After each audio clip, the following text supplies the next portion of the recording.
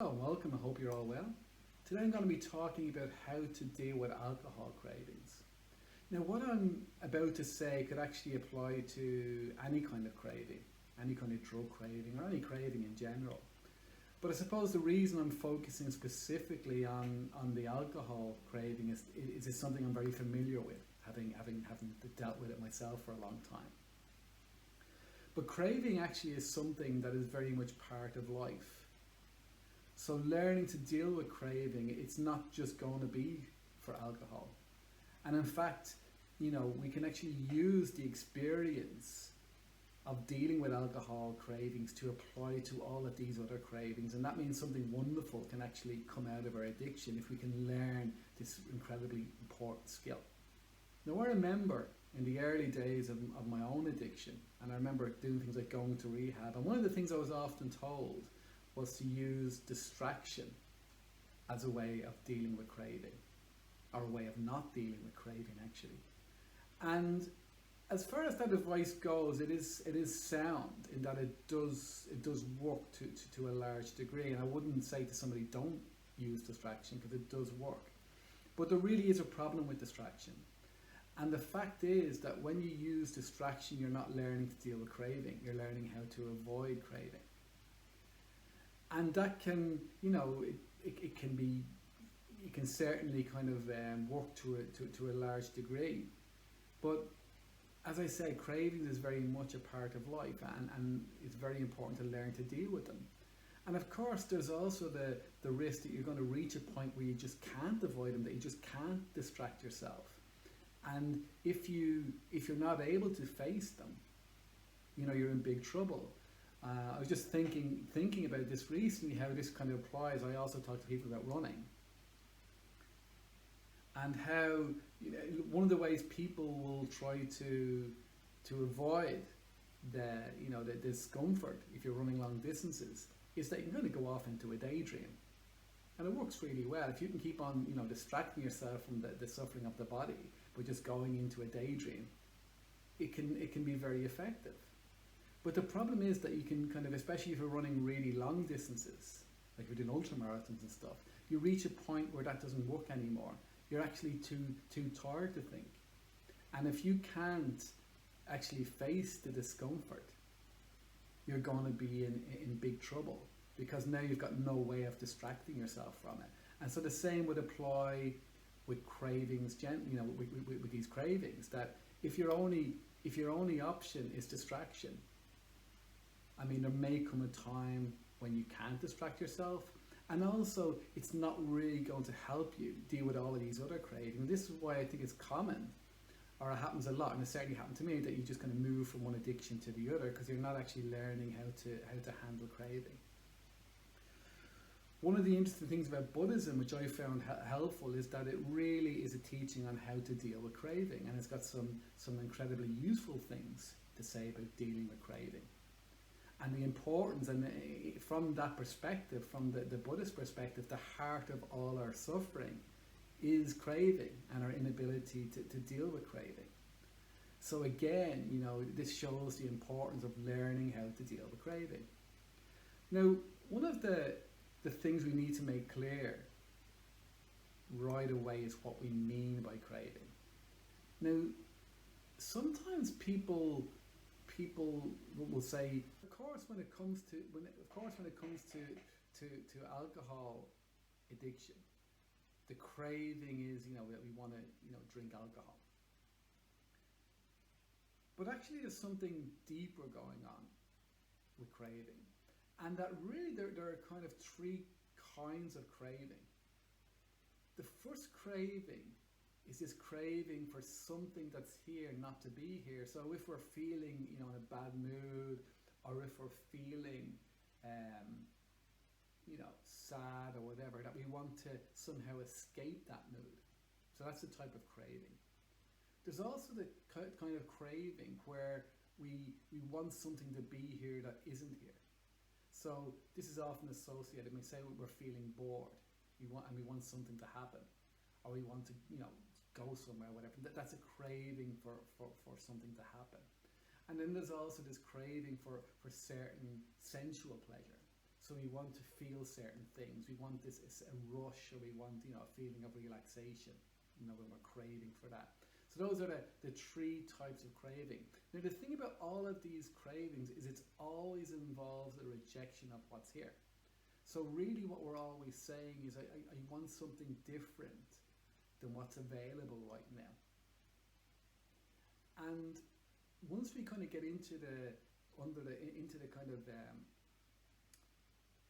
sway of craving, and this is the real problem with it, is that it means that we're constantly rejecting what's here.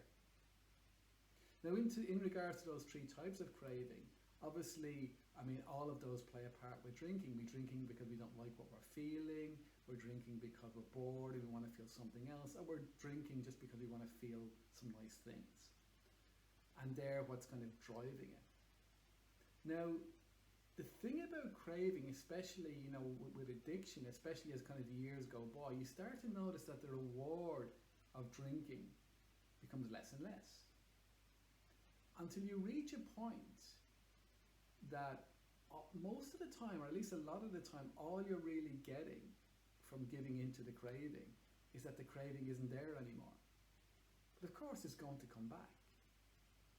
You don't satisfy a craving and then it disappears forever. It's just abated for a while. It just goes away for a while.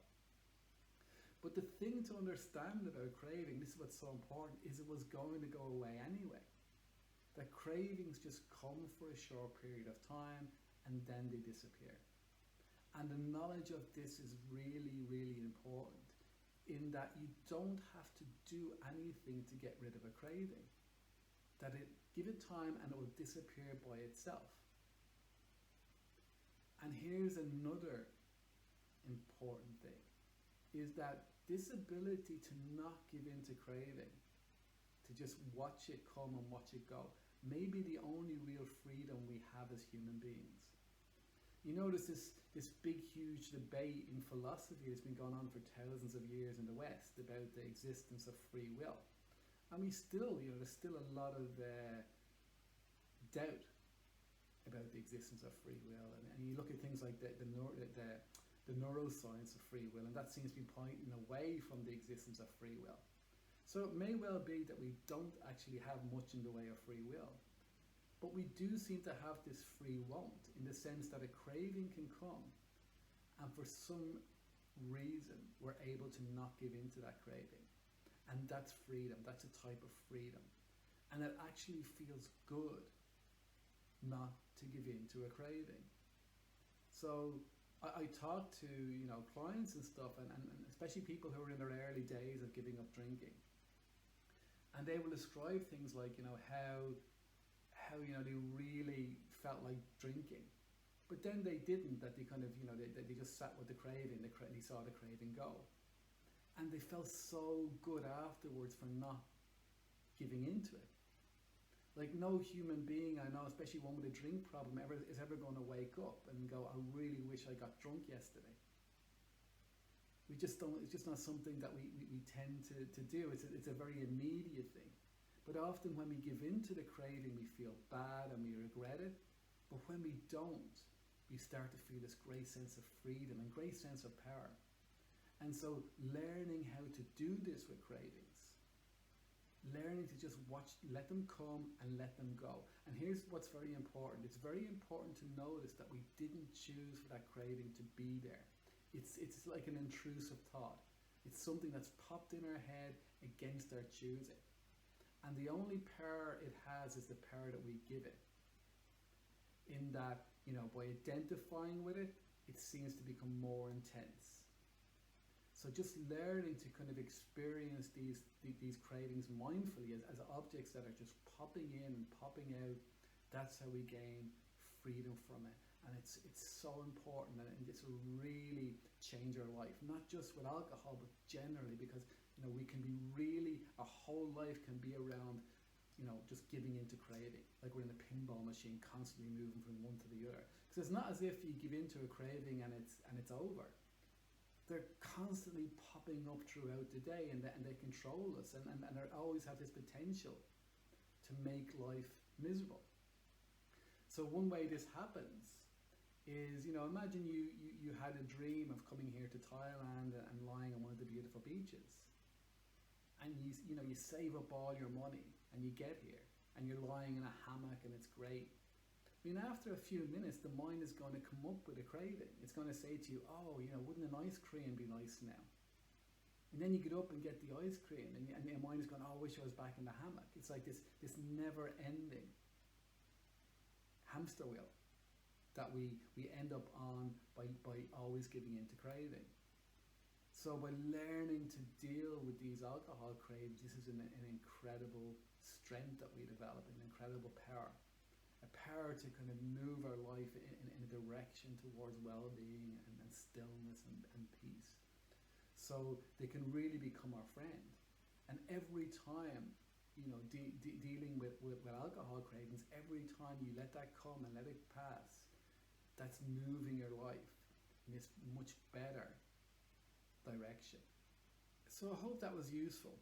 If you have any questions or comments, just leave them below. A like would be nice, or subscribe to the channel would be great. If you want to do some coaching with me, you'll find details about how to do that below. So thanks very much, until next time.